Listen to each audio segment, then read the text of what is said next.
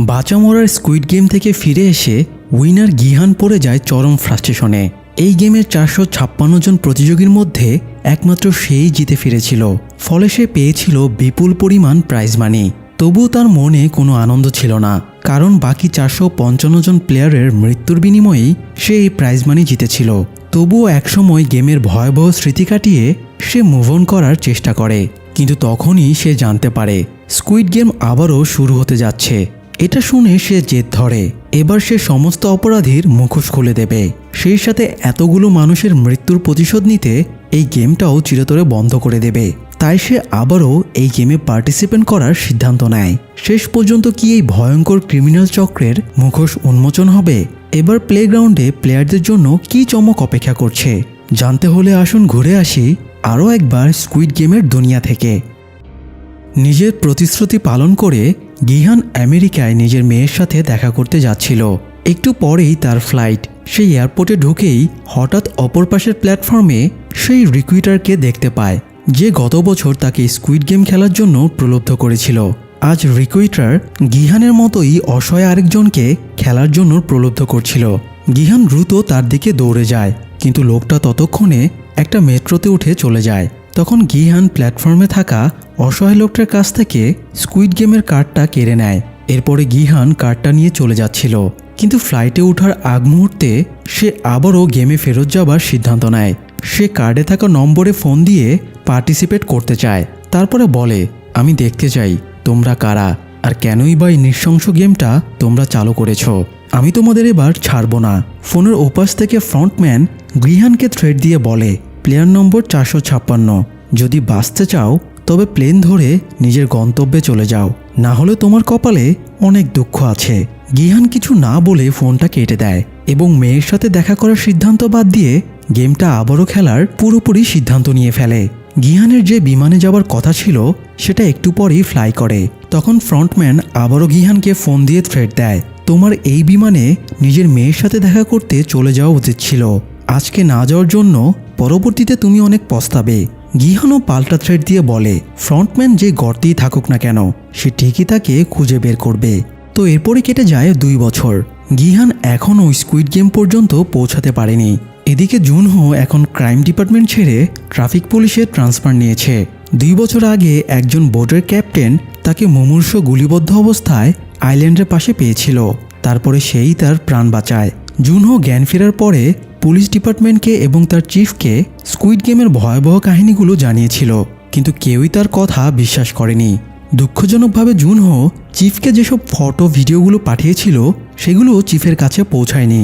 তবুও জুনহোর কথার উপর ভিত্তি করে পুলিশ আইল্যান্ডের এরিয়াটা খোঁজাখুঁজি করেছিল, কিন্তু সেখানে কোনো ট্রেস পাওয়া যায়নি। ফলে পুলিশও হাত গুটিয়ে নেয়।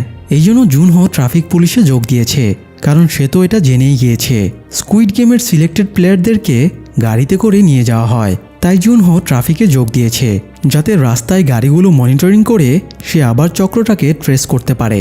তবে এত কিছুর পরও জুনহো এখনও তার ভাই ইনহোর নামটা পুলিশকে জানায়নি। এমনকি সে এটাও কাউকে বলেনি ইনহোই ফ্রন্টম্যান হিসেবে গেমটা পরিচালনা করে এবং সেই জুনহোকে গুলি করেছিল। আসলে সে নিজেই আবার ভাইয়ের মুখোমুখি হতে চাইছিল। যাই হোক, এদিকে গিহানও ইনহো মানে ফ্রন্টম্যানের সাথে মুখোমুখি হবার জন্য অপেক্ষা করে আছে। গিহানের জীবনের একমাত্র লক্ষ্য হয়ে দাঁড়িয়েছে স্কুইড গেমকে ধ্বংস করা। তাই সে তার স্টকে থাকা সমস্ত টাকা এই গেমের ট্রেস পেতে খরচ করছে। গিহান তার পাওনাদার কিমকে সমস্ত লোন পরিশোধের পরে আবার তাকেই নিজের কাজের জন্য হায়ার করেছে। গিহান প্রচুর টাকা খরচ করে কিমের পুরো গ্যাংকে দিয়ে সেই রিক্রুটারকে তন্ন করে 2 বছর ধরে খুঁজে বেড়াচ্ছে, কারণ এই রিক্রুটারকে ধরতে পারলে গেম পর্যন্তও পৌঁছানো যাবে। তো কিম তার অ্যাসিস্ট্যান্ট চোইকে নিয়ে হঠাৎ একদিন রিক্রুটারকে একটা স্টেশনে দেখতে পায়। রিক্রুটার আগের মতো নিয়মেই একজন লোকের সাথে দাগজে খেলে তাকে স্কুইড গেমে যাবার জন্য প্রলুব্ধ করছিল। কিম দ্রুত গিহানকে ফোন করে ব্যাপারটা জানায়। কিম রিক্রুটারকে ফলো করতে বলে এবং জানায় সে দ্রুত সেখানে পৌঁছাবে। তো একটু পরে রিক্রুটার স্টেশন থেকে বেরিয়ে যায়। কিম আর চইও রিক্রুটারকে ফলো করছিল। একটু পরে রিক্রুটার একটা কনফেকশনারি থেকে অনেকগুলো পিস পাউরুটি কিনে নেয় এবং আরেকটা দোকান থেকে 100টা লটারি স্ক্র্যাচ কার্ড কেনে। ভাগ্য ভালো থাকলে এই কার্ড ঘষে যে কেউ কোটিপতিও হয়ে যেতে পারে। তো এরপরে এগুলো নিয়ে রিক্রুটার একটা পার্কে চলে যায়। পার্কে গিয়ে সে বিভিন্ন ক্ষুধার্ত গরিব ফকির মিসকিনদের কাছে গিয়ে এক হাতে পাউরুটি এবং অন্য হাতে স্ক্র্যাচ কার্ড রেখে অপশন দেয় তারা এই দুটোর মধ্যে কোনটা চায়। আশ্চর্যজনকভাবে দেখা যায় ক্ষুধার্ত থাকার পরেও অধিকাংশ লোকই অতি লোভে পাউরুটি বাদ দিয়ে স্ক্র্যাচ কার্ড বেছে নেয়, কিন্তু কার্ড ঘষে শেষমেশ তাদের ভাগ্যে কিছুই জোটে না। এরপরে রিক্রুটার সবার সামনে তার কাছে থাকা পাউরুটিগুলো ফেলে দেয়। এটা দেখে ক্ষুধার্তরা খাবার জন্য এগিয়ে আসলে রিক্রুটার তাদেরকে বলে, তোমাদের সুযোগ দেওয়া হয়েছিল কিন্তু তোমরা সুযোগ গ্রহণ করনি। এই যে খাবারগুলো নষ্ট হচ্ছে এগুলো তোমাদের কারণেই। এই বলে রিক্রুটার পাউরুটিগুলোর ওপরে লাথাতে থাকে এবং সেগুলো নষ্ট করে ফেলে। এরপরে সেখান থেকে চলে যায়। এদিকে গিহান দ্রুত গাড়ি নিয়ে আসার সময়ে ট্রাফিক পুলিশের নজরে চলে আসে। ওভার স্পিডে গাড়ি চালানোর জন্য দুজন ট্রাফিক পুলিশ তাকে আটকায়। এই দুজনের মধ্যে আবার একজন ছিল জুনহো। যদিও জুনহো তখনও গিহানকে দেখেনি। জুনহো তার জুনিয়রকে পাঠায় মামলাটা সেটেল করতে। তো জুনিয়র পুলিশ গিহানকে ওভার স্পিডের জন্য কেস দেওয়ার পরেও গিহান কোনো প্রতিক্রিয়া না জানিয়ে গাড়ি নিয়ে বেরিয়ে যায়। দূর থেকে এটা দেখে জুনহো বেশ অবাক হয়। সে জুনিয়রের কাছ থেকে গাড়ির ড্রাইভারের নাম এবং আইডি কার্ড দেখে চমকে ওঠে। জুনহো দ্রুত অফিসে ফিরে ডেটাবেস থেকে গিহানের নাম এবং আইডি সার্চ করে শিওর হয়ে যায় তার সন্দেহই সঠিক। এটাই সেই গিহান যার সাথে তার কয়েক বছর আগে দেখা হয়েছিল। জুনহো বুঝে যায় সে বছর গিহান নিশ্চয়ই স্কুইড গেমের উইনার হয়েছে, এজন্যই সে বেঁচে ফিরতে পেরেছে। তাই জুনহো এবার গিহানকে খুঁজে বেড়াতে শুরু করে। অন্যদিকে গিহান কিমের দেওয়া সর্বশেষ অ্যাড্রেস অনুযায়ী একটা গলির ভেতরে পৌঁছে দেখে একটা রক্তমাখা ছুরি পড়ে আছে। এটা দেখে সে বুঝে যায় কিম এবং চোই রিক্রুটারের হাতে ধরা পড়ে গেছে। তাই সে রিক্রুটারকে খুঁজতে গ্যাংয়ের বাকিদের অ্যালার্ট করে দেয় এবং নিজেও খুঁজতে বেরিয়ে যায়। এদিকে পাশেই একটা বিল্ডিংয়ের ছাদে রিক্রুটার দাঁড়িয়ে গিহানকে দেখছিল। গিহান চলে যাবার পরে রিক্রুটার রুমে যায় এবং বেঁধে রাখা কিম আর চোইকে মানসিকভাবে টর্চার করতে শুরু করে। তাদের দুজনের মাঝে রক পেপার সিজার গেম খেলায় এবং একটা পর্যায়ে কিম হেরে যাওয়ায় তাকে গুলি করে মেরে ফেলে। এরপরে সে চোয়ের কাছ থেকে গিহান যে মোটেলে থাকে সেখানকার অ্যাড্রেস জোগাড় করে সেখানে চলে যায়। এ সময় গিহানও কিছু নিতে মোটেলে ফিরেছিল। ঠিক তখনই তার রিক্রুটারের সাথে দেখা হয়ে যায়। গিহান রিক্রুটারকে বলে এই গেমের সাথে যারা জড়িয়ে আছে সে যেন গিহানকে তাদের নামগুলো বলে দেয়, কিন্তু রিক্রুটার নিজের কাজের প্রতি খুব লয়াল ছিল তাই সে কারো নামই বলে না। এছাড়া যেহেতু গিহান তাকে ট্র্যাক করে ফেলেছিল তাই এই মুহূর্তে হয় তার নিজেকে মারতে হবে না হয় গিহানকে মেরে ফেলতে হবে। তো রিক্রুটার ব্যাপারটাকে ইন্টারেস্টিং বানানোর জন্য গিহানের সাথে রাশিয়ান রোলেট গেম খেলে। এটা মূলত একটা রিভলভারে শুধুমাত্র একটাই বুলেট থাকবে। তো দুজনেই নিজেদের মাথায় রিভলভার ঠেকিয়ে ট্রিগার চাপবে। যার ভাগ্য ভালো থাকবে সে বেঁচে যাবে, আর ভাগ্য মন্দ হলে সে গুলি খেয়ে মরে যাবে। তো এই ইগোর চক্করে গিহানও গেমটা খেলতে রাজি হয়ে যায়। দুজনের মধ্যে কয়েক রাউন্ড গেমটা চলে এবং শেষ পর্যন্ত রিক্রুটারই মারা যায়। ঠিক একই সময় জুনহো গিহানের অ্যাড্রেস জোগাড় করে মোটেলের সামনে পৌঁছে গিয়েছিল। সে গুলির আওয়াজ পেয়ে দ্রুত মোটেলে ঢুকে পড়ে। সেখানে সে একটা রুমে সে হাত পা বাঁধা অবস্থায় চোইকে পেয়ে যায়। রিক্রুটার চোইকে এই রুমে আটকে রেখেছিল। তো চোইকে মুক্ত করে দিয়ে জুনহো অন্য রুমগুলো খুঁজতে শুরু করে। এদিকে গিহান রিক্রুটারের পকেট হাতড়ে স্কুইড গেমের একটা ইনভাইটেশন কার্ড পেয়ে যায়। এই সময় সেই ঘরে জুনহো চলে আসে। সে প্রথমে গিহানকে গ্রেপ্তার করে, কিন্তু পেছন থেকে চোই এসে জুনহোকে আঘাত করে এবং গিহানকে বাঁচিয়ে নেয়। কিছুক্ষণ পরে জুনহোর জ্ঞান ফিরলে সে দেখে গিহান তাকে বেঁধে রেখেছে। গিহান তাকে বলে, আমি তোমাকে চিনতে পেরেছি, আমাদের আগেও একবার দেখা হয়েছে, তুমি আমার বাড়িতে স্কুইড গেমের ব্যাপারে জানতে এসেছিলে। তখন জুনহো বলে, আমাদের একবার না বরং দুবার দেখা হয়েছে। গেম চলাকালীন একজন মুখোশ পরা গার্ড তোমার কাছে গিয়ে ইনহোর ব্যাপারে জিজ্ঞেস করেছিল, ওটা আমিই ছিলাম। এবার গিহান ভাবে জুনহো হয়তো এই গেমেরই কোনো সদস্য। তখন জুনহো ব্যাপারটা পরিষ্কার করে দেয় যে সে তার ভাইকে খুঁজতেই সেখানে গার্ডের ছদ্মবেশে গিয়েছিল। গিহান জানায় সে এই গেমটাকে চিরতরে বন্ধ করে দিতে চায়, আর এই জন্য তার ফ্রন্টম্যানকে খুঁজে বের করতে হবে যে ইলনামের নির্দেশে এই গেমটা পরিচালনা করে। যেহেতু জুনহো গার্ড সেজে কিছুদিন স্কুইড গেমে ছিল তাই গিহান তাকে ফ্রন্টম্যানের ব্যাপারে জিজ্ঞেস করে, কিন্তু নিজের ভাইয়ের পরিচয় লুকাতে জুনহো ফ্রন্টম্যানের ব্যাপারে কিছুই বলে না। তবে সে গিহানকে এই গেম বন্ধের জন্য সাহায্য করতে চায়। যদিও পুলিশের ওপরে গিহান বা চোয়ের কোনো ভরসা ছিল না, তবুও গিহান জুনহোর কথা মেনে নিয়ে তাকে মুক্ত করে দেয় এবং এই গেমটা বন্ধ করার জন্য সমঝোতা করে। এরপরে গিহান তাদের অন্য একটা রুমে নিয়ে যায়। সেখানে সারি সারি টাকা সাজানো ছিল। স্কুইড গেম থেকে জিতে আনা টাকাগুলো সে একদম বেহালে ফেলে রেখেছিল। গিহান বলে, এই টাকাগুলো প্লেয়ারদের রক্তের দামে পাওয়া, তাই এই টাকা দিয়ে সে তাদের রক্তের প্রতিশোধ নেবে এবং গেমটা বন্ধ করে দেবে। জুনহো বলে সে টাকার জন্য গিহানকে সাহায্য করছে না, বরং তার ভাইয়ের প্রতিশোধ নিতেই সেও গেমটা বন্ধ করতে চায়। চোইও বলে সেও তার বস কিমের হত্যার প্রতিশোধ নিতে চায় এবং এই জন্য সেও গিহানকে সাহায্য করবে। তো শুধুমাত্র একটা রিভলভার দিয়ে তো আর এই অপরাধী চক্রের মোকাবেলা করা যাবে না, তাই গিহান তাদের পাশের আরেকটা রুমে নিয়ে যায়। আসলে এই মোটেলের পুরোটাই গিহান কিনে নিয়েছে, তাই সে এখানে একটা সাউন্ড প্রুফ রুমও বানিয়ে রেখেছে। এখানে সে দুনিয়ার তামাম শক্তিশালী অস্ত্রের কালেকশন করে রেখেছে, আর এই রুমটাকে সে সাউন্ড প্রুফ করে রেখেছে যাতে সে অস্ত্র চালানোর প্র্যাকটিস করতে পারে। তো গিহান নির্দেশ দেয় অপরাধীদের সাথে মোকাবেলা করার জন্য তাদের আরও লোকবলের প্রয়োজন, তাই এই কাজের জন্য যেন যোগ্য সোলজারদের হায়ার করা হয়। যাই হোক, এদিকের ঝামেলা সামলে গিহান সন্ধ্যায় এক নজর সাঙুর মা এবং কাঙের ভাইকে আড়াল থেকে দেখে আসে। এদের দুজনের বন্ডিংটা এখন বেশ ভালো হয়ে গেছে। কাঙের ভাই একটা পরিবার খুঁজে পেয়েছে, আর সাঙুর মাও ছেলেটাকে পেয়ে সাঙুর রিপ্লেসমেন্ট পেয়ে গিয়েছে। তো এরপরে গিহান এজেন্সির ব্রোকারের কাছে যায় এবং কাঙের মাকে খোঁজার কাজ কত দূর সেটা জিজ্ঞেস করে। ব্রোকার জানায় তারা শীঘ্রই তাকে খুঁজে বের করবে। গিহান ব্রোকারকে সাঙুর মায়ের অ্যাড্রেস দেয় এবং বলে যদি কাঙের মাকে কখনো খুঁজে পাওয়া যায় তবে যেন তাকে এই ঠিকানায় পৌঁছে দেওয়া হয়। এরপরে গিহান বেরিয়ে যায়। গিহান বেরিয়ে যাবার পরে ব্রোকারের কাছে নৌল নামের একটা মেয়ে আসে। এই মেয়েটির উত্তর কোরিয়া থেকে এখানে পালিয়ে এসেছে। সে ওখানে তার ঊর্ধ্বতন অফিসারকে খুন করেছে, পাশাপাশি তার নামে দেশদ্রোহিতার অভিযোগও রয়েছে। তাই নিজের স্বামীকে নিয়ে দক্ষিণ কোরিয়ায় পালিয়ে এসেছে, কিন্তু সমস্যা হলো সে তার বাচ্চা মেয়েকে সাথে আনতে পারেনি। এই জন্য সে ব্রোকারকে রিকোয়েস্ট করে যেভাবেই হোক তার মেয়েকে যেন এখানে নিয়ে আসা হয়। কিন্তু ব্রোকার জানায় নৌল দেশদ্রোহিতার মতো সাংঘাতিক অপরাধ করেছে, এই জন্য হয়তো শাস্তি হিসেবে এতদিনে তার বাচ্চাকে মেরে ফেলা হয়েছে। তাই ব্রোকার তাকে এই ব্যাপারে কোনো হেল্প করতে পারবে না। নৌলকে অন্য ব্রোকারেরাও একই কথা বলেছে, তাই সে হতাশ হয়ে ফিরে এসে একটা পার্কিং লটে গাড়ির ভেতরে বসেছিল এবং বাচ্চার কথা ভাবছিল। তখন কেউ একজন এসে তাকে একটা স্কুইড গেমের ইনভাইটেশন কার্ড দিয়ে দেয়। নৌলও আগ্রহ ভরে কার্ডটা দেখতে থাকে। সে একটা পার্কে কস্টিউম পরে বাচ্চাদের আনন্দ দেবার চাকরি করত। তো পরের দিন সে চাকরি থেকে রিজাইন দেয় এবং স্কুইড গেমে যোগ দেবার সিদ্ধান্ত নেয়। এদিকে গিহান নিজের মতো করে প্রস্তুতি চালিয়ে যাচ্ছিল।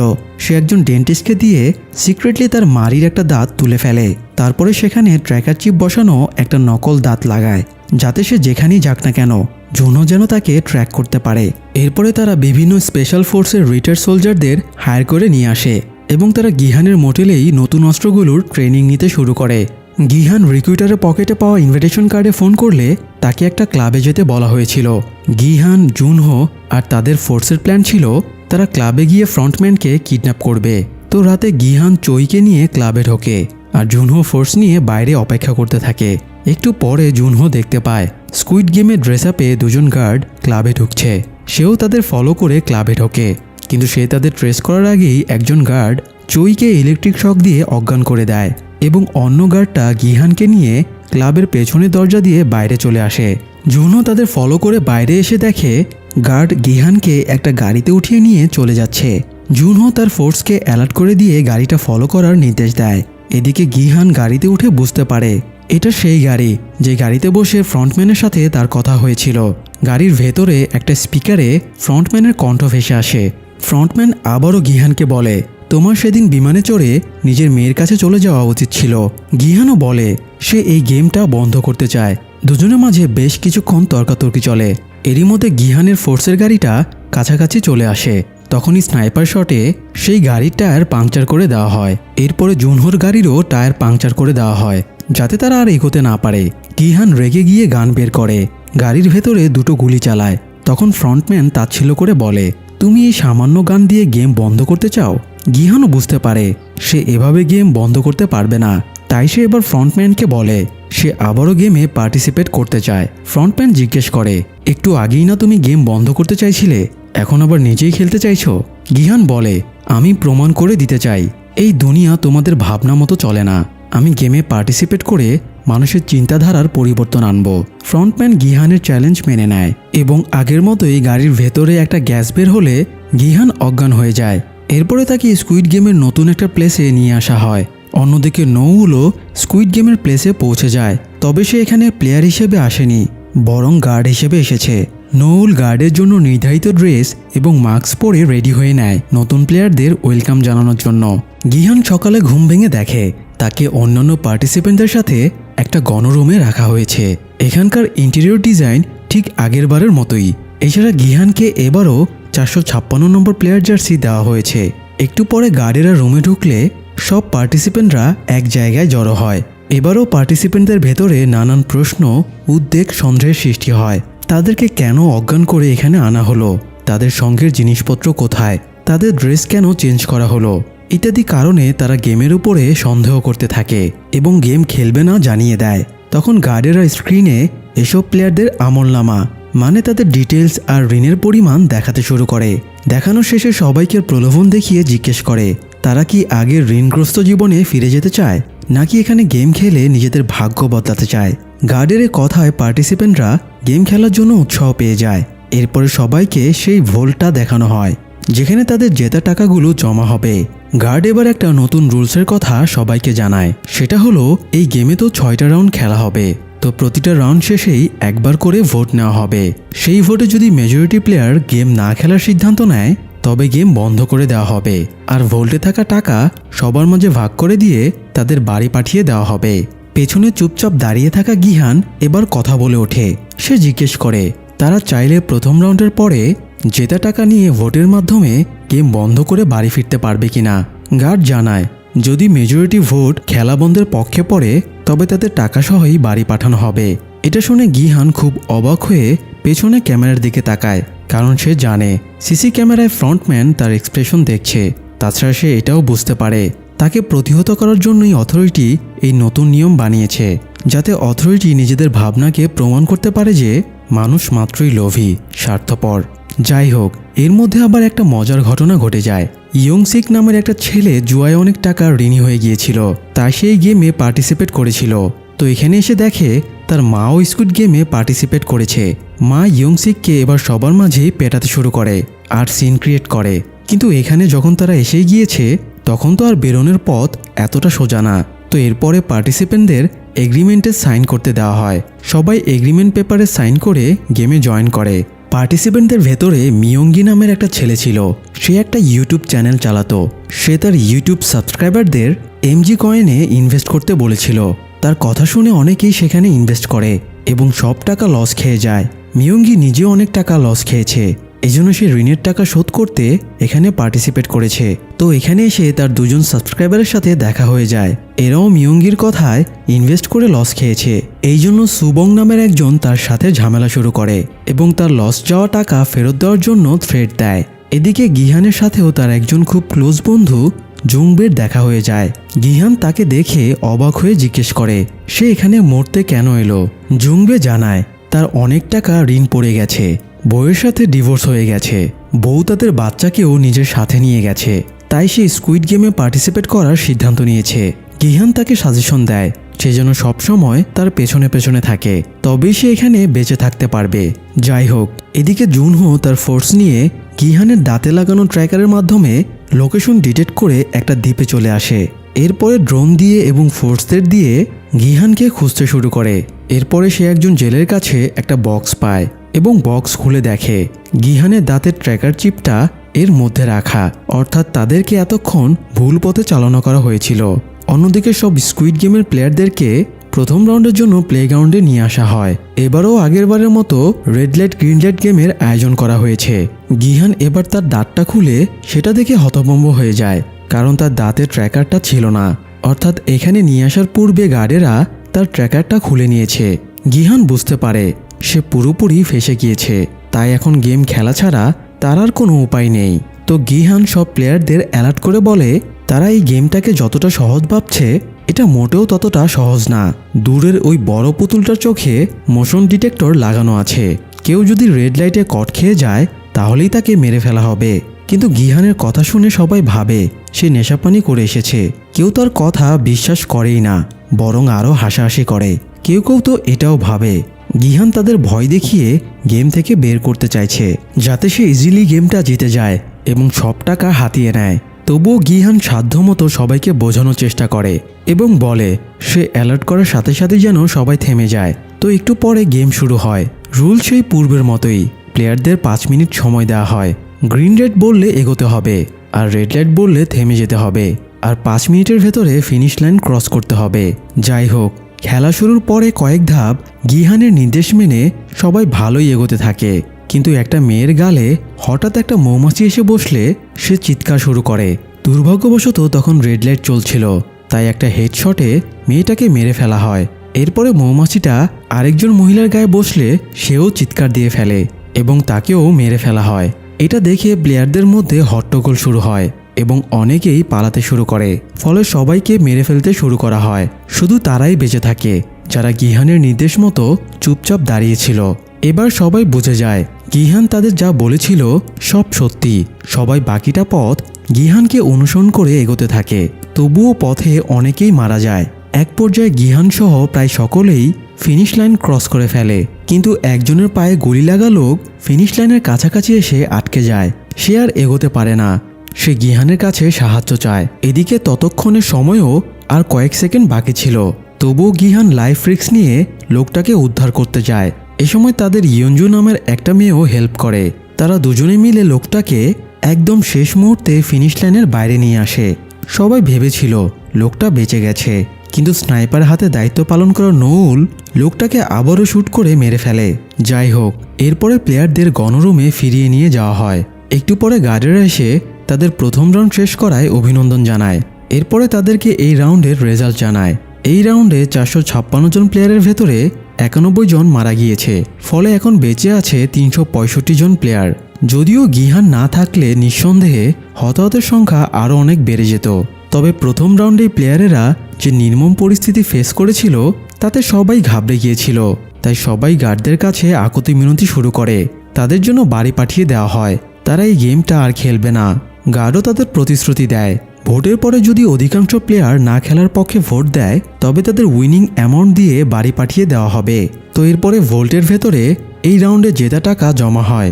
এটা দেখে প্লেয়ারেরা জিজ্ঞেস করে তাদের একজনের ভাগে কত টাকা পড়েছে। গার্ড জানায় এই টাকাটা ভাগাভাগি করে সবাই 24 মিলিয়ন করে পাবে। এটা শুনে অনেকেই আপসেট হয়, এত অল্প টাকা তাদের কোনো কাজেই আসবে না।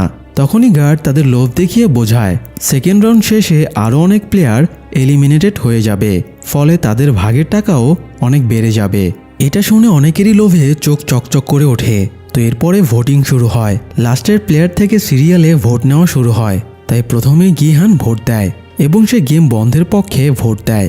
এভাবে একে একে ভোট দিতে শুরু করে, কিন্তু দেখা যায় অনেকেই খেলার পক্ষে ভোট দিচ্ছে। এটা দেখে গিহান বিচলিত হয়ে সবাইকে বোঝায় এই গেমে কেউ বাঁচবে না, এখানে সবার একমাত্র পরিণতি হলো মৃত্যু। কিন্তু সবাই গিহানের বিরোধিতা করে, তাকে কেউই বিশ্বাস করে না। গিহান বোঝায় সে এই গেম আগেও খেলেছে এবং সে এই গেমের উইনার ছিল, তাই সে এই গেমের ব্যাপারে এত কিছু জানে। এটা শুনে সবাই তাকে আরও বেশি সন্দেহ করে। সবাই একই প্রশ্ন করে সে যদি উইনার হয়েই থাকে তাহলে তো তার কাছে 46.6 বিলিয়ন ওন থাকার কথা, তবে সে কেন আবার এই গেমে ফিরে এলো? গিহান আর তাদের কিভাবে কি বোঝাবে? তাকে ঘিরে পুরো হট্টগোল শুরু হয়ে যায়। তখন গার্ডেরা এসে গিহানকে হোস্টেস করে রাখে এবং ভোট কন্টিনিউ করে। ভোট সমান তালে চলতে থাকে এবং দেখা যায় গেমের পক্ষে বিপক্ষে সমান ভোট পড়েছে। তখনও 1 নম্বর প্লেয়ারের ভোট দেওয়া বাকি ছিল। 1 নম্বর প্লেয়ার গিয়ে গেমের পক্ষে ভোট দেয়, ফলে মেজরিটির ভোটে গেম চালিয়ে যাবার সিদ্ধান্ত নেওয়া হয়। আর ইন্টারেস্টিং ব্যাপার হলো এই 1 নম্বর জার্সিধারী প্লেয়ারটা ছিল ফ্রন্টম্যান ইনহো নিজেই, অর্থাৎ সেও এবার গিহানকে টক্কর দেওয়ার জন্য এই গেমে পার্টিসিপেট করেছে। যাই হোক, পরিস্থিতি স্বাভাবিক হলে প্লেয়ারদের খাবার দেওয়া হয়, কিন্তু গিহানের খাবারের প্রতি কোনো আগ্রহী ছিল না। মানুষের চিন্তাধারা পরিবর্তন করাতে পারেনি বলে সে বেশ হতাশ হয়ে পড়েছিল। এই সময় ইনহো কয়েকজনকে নিয়ে গিহানের কাছে আসে এবং বলে গিহান চাইলে তাদের পরের গেমও বাঁচাতে পারে। যেহেতু গিহান সব গেম একবার খেলেছে তাই সে পরবর্তী গেমের ব্যাপারে জানে। সে যদি বাকিদেরও পরের রাউন্ডের গেমের ব্যাপারে জানিয়ে দেয় তাহলে তারাও পরবর্তী রাউন্ড ক্লিয়ার করে ফেলতে পারবে। গিহান জানায় সেকেন্ড রাউন্ডে তাদের ডালগোনা গেম খেলতে দেওয়া হবে। এই গেমে চিনির ছাঁচে 4টা সিম্বল এঁকে রাখা হয়। প্লেয়ারদের 4টা সিম্বলের যে কোনো একটা সিলেক্ট করতে বলা হয়। এরপরে তাদের নির্ধারিত টাইমের ভেতরে সিম্বলটা শ্বাস থেকে আলাদা করতে বলা হয়। এই সিম্বলগুলোর ভেতরে সবচেয়ে ইজি হলো ত্রিভুজ আর সবচেয়ে কঠিন হলো ছাতা। গেমের ব্যাপারে বলা শেষ হলে ইং জং ডে নামের এক স্বার্থপর দাম্ভিক লোক এসে গিহানকে বলে পরের রাউন্ডের ব্যাপারে যদি সবাই জেনে যায় তাহলে পরের রাউন্ডে আর কেউই মরবে না, তাই তাদের প্রাইজ মানিও বাড়বে না। এই জন্য কথাটা তাদের মাঝেই সিক্রেট রাখা উচিত। কিন্তু গিহান বলে সে গেমের ব্যাপারে এই জন্যই বলছে যাতে সবাই বেঁচে থাকে। বেঁচে থাকার চেয়ে বড় প্রাইজ মানি আর কিছুই হতে পারে না। গিহানের কথা শুনে জংডে রাগে গজগজ করতে করতে বেরিয়ে যায়, সাথে বাকিরাও চলে যায়। তবে ইনহো সেখানেই থেকে যায় আর গিহানের সাথে ভাব জমানোর চেষ্টা করে। সে গিহানকে বিভিন্ন প্রশ্ন করতে থাকে, এত টাকা জেতার পরেও আবার সে কেন এই গেমে ফিরে আসলো, আর এতগুলো টাকাই বা সে কিভাবে খরচ করলো। গিহান বলে এই টাকা এখানকার মানুষের রক্তের বিনিময়ে পাওয়া, সে এই টাকা নিজের প্রয়োজনে কখনোই ব্যবহার করবে না। গিহান উল্টো ইনহোকে দোষ দিয়ে বলে সে যদি লাস্টে গেমের পক্ষে ভোট না দিত তাহলে মানুষগুলো বাড়ি ফিরে যেত এবং বেঁচে থাকতে পারত। ইনহো বলে বাড়ি ফিরেও তারা শান্তিতে বাঁচতে পারবে না, অশান্তি, ঋণের দুর্দশা, অর্থের অভাব, এসব নিয়ে বেঁচে থাকার চেয়ে এখানে গেম খেলে মরে যাওয়া অনেক ভালো। দুজনের মধ্যে মোরাল নিয়ে একটু তর্কাতর্কি হয় যদিও, তবে পরে আবার তারা নিজেদের সংযত করে নেয়। রাতে সবাই ঘুমিয়ে পড়লে ইনহো গিহানের কাছে আবারও যায় এবং বলে তার স্ত্রী অসুস্থ হবার পরে তাকে হাসপাতালে ভর্তি করা হয়। টেস্ট করে জানা যায় তার লিভার নষ্ট হয়ে গেছে, পাশাপাশি এটাও জানা যায় তার স্ত্রী প্রেগনেন্ট। ডাক্তার বলেছিল বাচ্চাটা অ্যাবর্শন করে ফেলার জন্য, কিন্তু তার স্ত্রী জেদ ধরে বাচ্চা অ্যাবর্শনের চেয়ে বরং সে মরে যাবে, তাই এবার লিভার ট্রান্সপ্ল্যান্টের চেষ্টা করা হয়, কিন্তু ডোনার পাওয়া যাচ্ছিল না। এরই মধ্যে চিকিৎসায় অনেক টাকা খরচ হয়ে যায়, তাই চিকিৎসার জন্য তার অনেক টাকার প্রয়োজন হয়ে পড়ে। এ সময় সে তার এক পুরনো ক্লায়েন্টের কাছে আর্থিক সাহায্য পায়, কিন্তু অফিসে তার বিরুদ্ধে অভিযোগ আসে সে নাকি ঘুষ হিসেবে টাকাগুলো নিয়েছে, ফলে তার চাকরিটাও চলে যায়। তাই লাইফের শেষ চেষ্টা হিসেবে সে স্কুইড গেম খেলতে এসেছে। এখন তার একমাত্র লক্ষ্য এই গেমটা জিতে স্ত্রী সন্তানের ভবিষ্যৎ গড়ে দেওয়া। ইনহোর কথা শুনে গিহান বেশ ইমোশনাল হয়ে পড়ে, আর গিহানের আবেগের সুযোগ নিয়ে ইনহো তার আরও ক্লোজ হয়ে যায়। এদিকে গতবারের মতো এবারও অর্গানের রমরমা ব্যবসা চলছিল। মৃত প্লেয়ারদের একটা সিক্রেট চেম্বারে নিয়ে গিয়ে তাদের অর্গান বের করা হচ্ছিল, কিন্তু এবার তারা শুধুমাত্র একটা প্লেয়ারের অর্গান বের করতে পেরেছিল, কারণ প্লেয়ারগুলোর অধিকাংশকেই হেডশটে মারা হয়েছে, আর হেডশটে মরলে অর্গান দ্রুত নষ্ট হয়ে যায়। এই জন্যই ডাক্তার বেশি অর্গান কালেক্ট করতে পারছে না। ব্যাপারটা গার্ড মাস্ক অফিসারকে জানায়। এই মাস্ক অফিসারই বর্তমানে ফ্রন্টম্যান, মানে ইনহোর অবর্তমানে এই গেম পরিচালনা করছিল। মাস্ক অফিসার জানতে পারে এই হেডশটগুলো নৌল করেছে, তাই সে নৌলকে ডেকে পাঠায়। সে নৌলকে বলে তোমাকে 7 বছর আগে আমি বেহাল দশায় হাসপাতালে পেয়েছিলাম, তোমার ব্যাপারে জেনে আমি বেশ অবাক হয়েছিলাম যে তুমি একাই জাস্ট একটা রাইফেল দিয়ে পুরো টিমকে হত্যা করে উত্তর আর দক্ষিণ কোরিয়ার বর্ডার ফাঁকি দিয়ে এখানে এসেছিলে, তাও আবার কোনো রকম হেল্প ছাড়াই। আর এজন্যই তোমাকে আমি বাঁচিয়ে তুলেছিলাম এবং এখানে কাজ দিয়েছি, তাই আমার নির্দেশ অমান্য করার চিন্তাও করো না। নৌল বলে আমাকে দুনিয়ার সবচেয়ে ইউজলেস মানুষদের হত্যা করার কাজ দেওয়া হয়েছে, আর আমি সেটাই দায়িত্ব সহকারে পালন করছি। মাস্ক অফিসার বলে এই মানুষগুলো এমনিও মরে যাবে, তো মৃতদের অর্গান যদি মানুষের উপকারে লাগে তাহলে দোষের কি আছে। সে নির্দেশ দেয় নৌল যেন প্লেয়ারদের আর হেডশটে না মারে। এদিকে জুনহো গিহান এবং স্কুইড গেমের লোকেশন খুঁজে বের করার জন্য সর্বোচ্চ চেষ্টা চালিয়ে যাচ্ছে। সে আবারও চিফ অফিসারের কাছে যায় সাহায্যের জন্য। চিফ অফিসার তাকে ঊর্ধ্বতন কর্মকর্তার কাছে নিয়ে যায়, কিন্তু তিনি জুনহোর এরকম আজগুবি কথার উপরে ভিত্তি করে কোনো অ্যাকশন নেবেন না বলে জানিয়ে দেন। অন্যদিকে মিয়ঙ্গি সকালে ঘুম ভেঙে দেখে সামনে তার গার্লফ্রেন্ড জুনহি দাঁড়িয়ে আছে। জুনহি ওইখানে খেলতে এসেছে দেখে সে খুব অবাক হয়ে যায়। তাছাড়া জুনহি প্রেগনেন্টও ছিল। মিয়ঙ্গি তাকে বলেছিল বাচ্চাটা অ্যাবর্শন করে ফেলতে, কিন্তু জুনহি সেটা করতে চাইছিল না। এটা নিয়েই দুজনের মাঝে ঝামেলা চলছিল, কিন্তু তাদের এখানে এভাবে দেখা হয়ে যাবে সেটা তারা ভাবতেই পারেনি। মিয়ঙ্গি জুনহিকে নিয়ে দুশ্চিন্তা দেখাচ্ছিল, কিন্তু জুনহি বলে আমার বাচ্চাকে বড় করার জন্য তোমার মতো অমানুষের প্রয়োজন নেই, আমি এই গেম থেকে জেতা টাকা দিয়ে ওকে মানুষ করব। এরই মধ্যে আবার অ্যালার্ম বেজে ওঠে এবং মাইকে অ্যানাউন্স করা হয় সেকেন্ড রাউন্ডের জন্য সবাই যেন প্লেগ্রাউন্ডে চলে আসে। তো অ্যানাউন্সমেন্ট শুনে সবাই প্লেগ্রাউন্ডে যায়, কিন্তু প্লেগ্রাউন্ডে গিয়ে দেখা যায় সেকেন্ড রাউন্ডে এবার ডালগোনা গেম রাখা হয়নি, এবার সম্পূর্ণ ভিন্ন কোনো গেম রাখা হয়েছে। গিহান নিজেও বেশ হকচকিয়ে যায়। কাল যারা তাকে তোষামত করছিল তারাই আবার তাকে গালাগাল শুরু করে দেয়। যাই হোক, প্লেয়ারদেরকে বলা হয় তারা যেন 5 জন করে এক একটা গ্রুপে ভাগ হয়ে যায়। টিম বানানোর জন্য তাদেরকে 10 মিনিট সময় দেওয়া হয়। টিম বানানো শেষ হলে তাদেরকে এই রাউন্ডের গেমের সাথে পরিচয় করিয়ে দেওয়া হয়।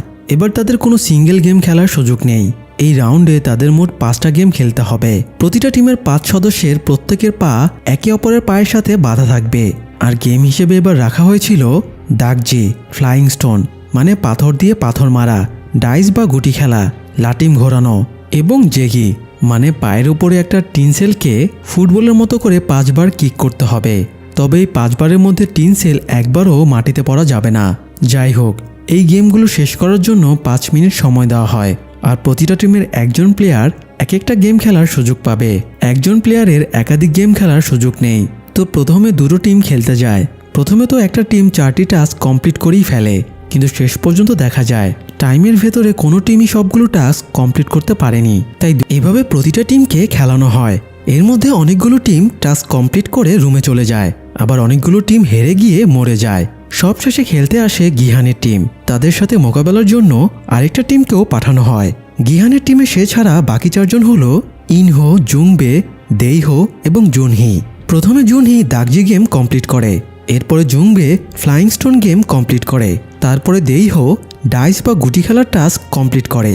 তারা 3 জনে খুব দ্রুত 3টা গেম কমপ্লিট করে ফেলে। এবার আসে ইনহোর পালা।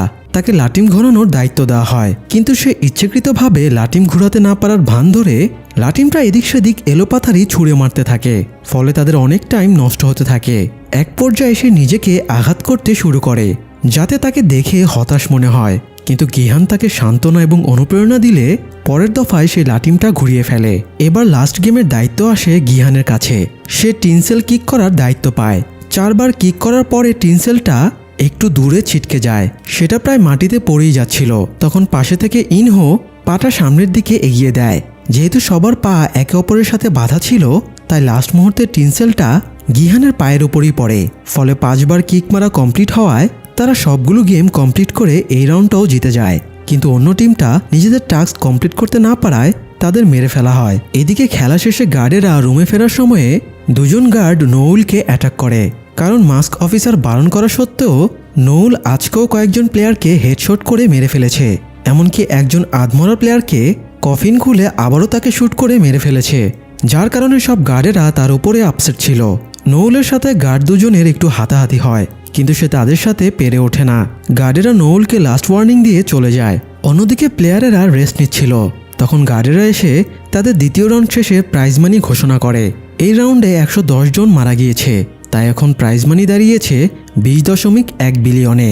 আর এখনও 255 জন প্লেয়ার টিকে আছে, তাই সবাই প্রায় 79 মিলিয়ন করে এক একজন পাবে। নিজেদের ভাগের এমন শুনে অনেক প্লেয়ার রাগারাগি শুরু করে। এত কম টাকা দিয়ে তারা সন্তুষ্ট ছিল না। গার্ড তাদের ভরসা দেয় পরের রাউন্ডগুলো থেকে তারা আরও অনেক টাকা কামাতে পারবে। তো নিয়ম অনুযায়ী রাউন্ড শেষে ভোট শুরু হয়। গিহান তার টিমের সবাইকে বলে তারা যেন গেম বন্ধের পক্ষে ভোট দেয়, তাহলে এখান থেকে বেরিয়ে যাওয়ার পরে সে তাদের টাকা দিয়ে সাহায্য করবে।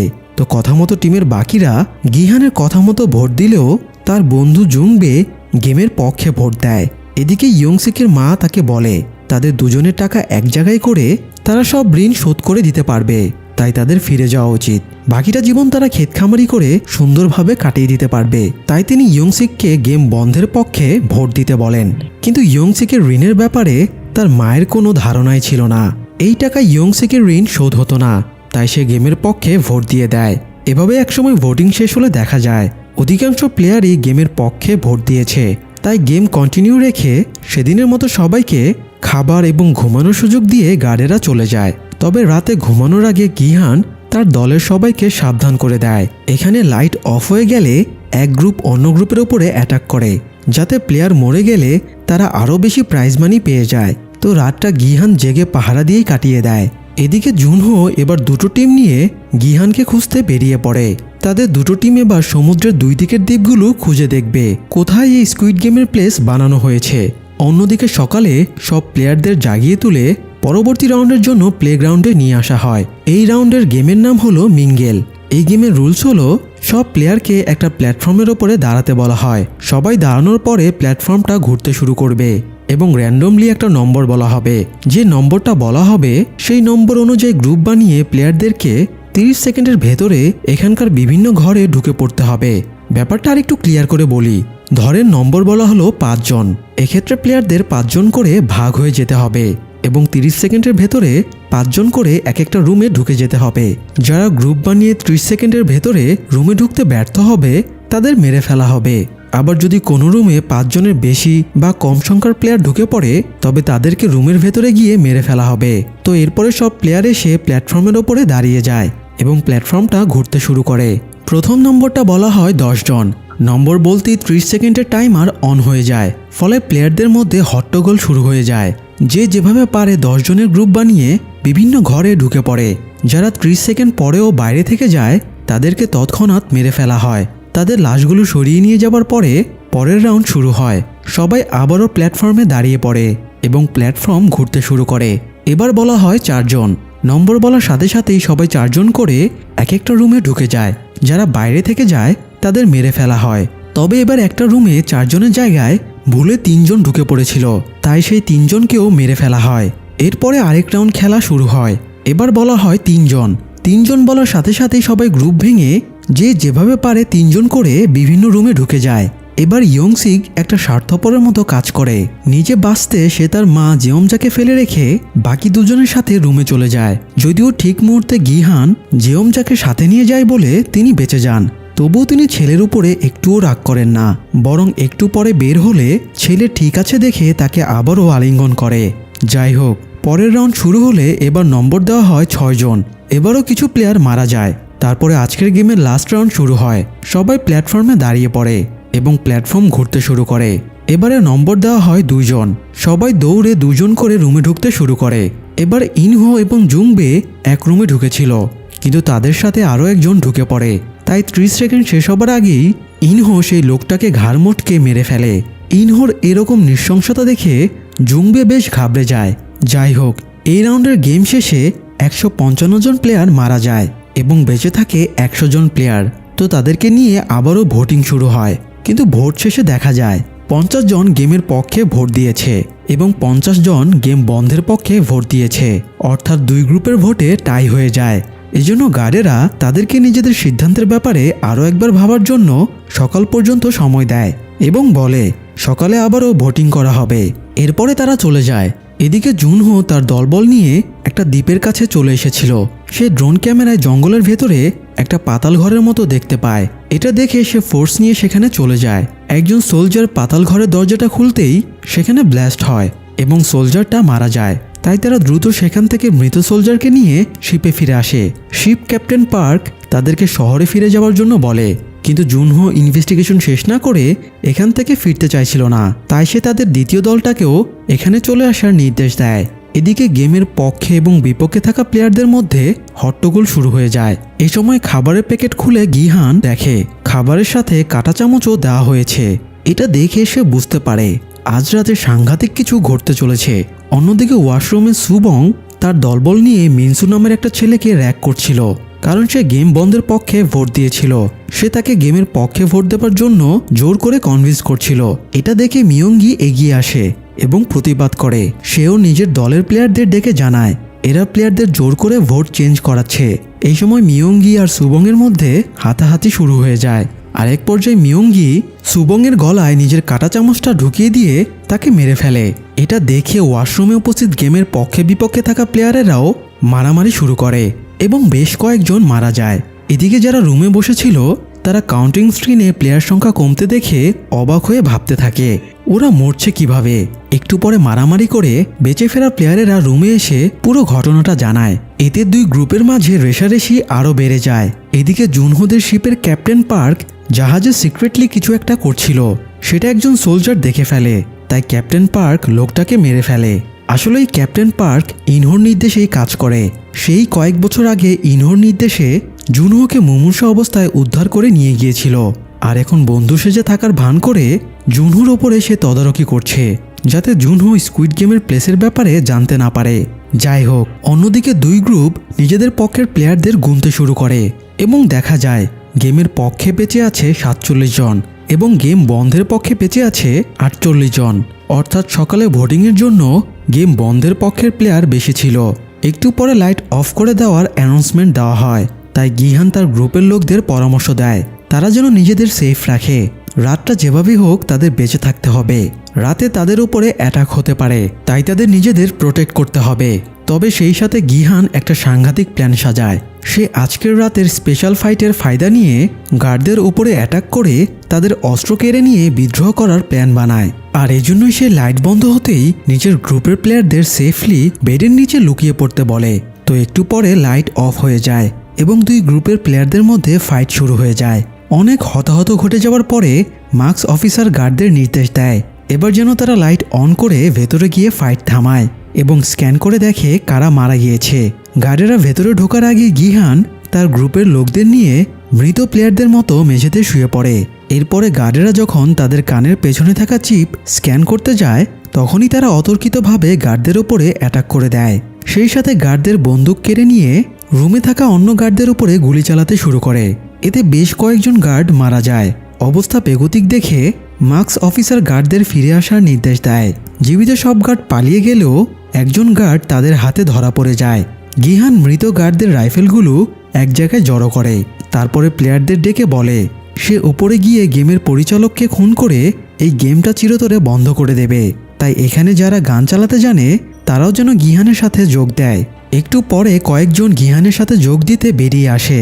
প্লেয়ারদের মধ্যে ইয়ঞ্জু নামের একজন এক্স সোলজার ছিল।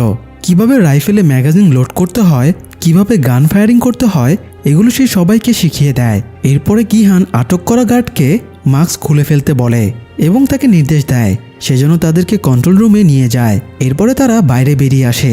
তখনই স্কুইড গেমের গার্ডদের পুরো ফোর্স তাদের উপরে গুলি চালাতে শুরু করে, ফলে দুই পক্ষের মাঝে ব্যাপক গান ফায়ারিং শুরু হয়। এরই মধ্যে গিহান গার্ডকে নিয়ে কন্ট্রোল রুমের কাছে যায়।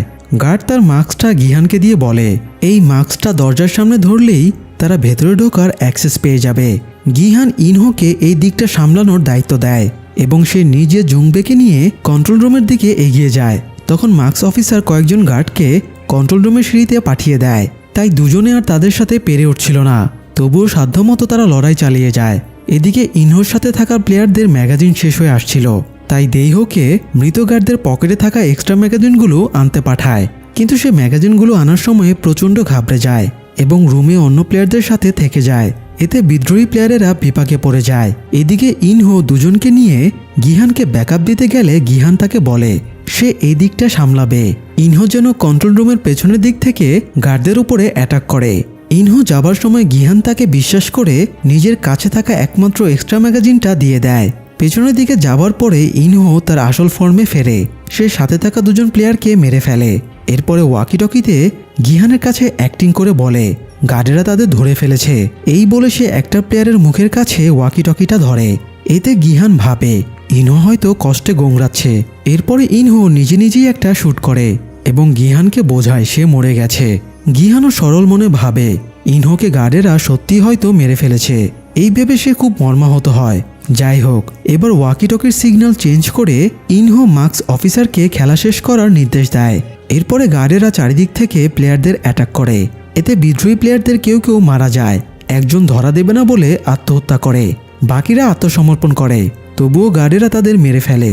শেষ পর্যন্ত গিহান আর জংবেরও আর কিছুই করার ছিল না, তাই তারা দুজনও আত্মসমর্পণ করে। তখনই ইনহো মাস্ক পরে ফ্রন্টম্যান সেজে তাদের সামনে আসে। ফ্রন্টম্যান গিহানকে বলে প্লেয়ার 456, হিরো সেজে অনেক মজা লাগলো তাই না? হিরো সাজার শাস্তি এবার তুমি নিশ্চয়ই পাবে। এই বলে সে গিহানের সামনে জুংবেকে গুলি করে মেরে ফেলে। এতে গিহান খুব ক্ষেপে যায় এবং ফ্রন্টম্যানের দিকে তেড়ে যায়, কিন্তু গার্ডেরা তাকে চেপে ধরে। সেই সাথে নতুন সিজনের ইঙ্গিত দিয়ে স্কুইড গেমের সিজন 2 এখানেই শেষ হয়ে যায়। দর্শক, স্কুইড গেমের দুটো সিজনেরই এক্সপ্লেনেশন আমাদের চ্যানেলে আপলোড করা হলো। আপনাদের যদি এক্সপ্লেনেশন ভালো লেগে থাকে তবে আমরা স্কুইড গেমের তৃতীয় সিজন রিলিজ পেলে সেটি নিয়েও হাজির হব। তাই ভালো লাগলে চ্যানেলটি সাবস্ক্রাইব করে আমাদের পাশেই থাকুন। ধন্যবাদ।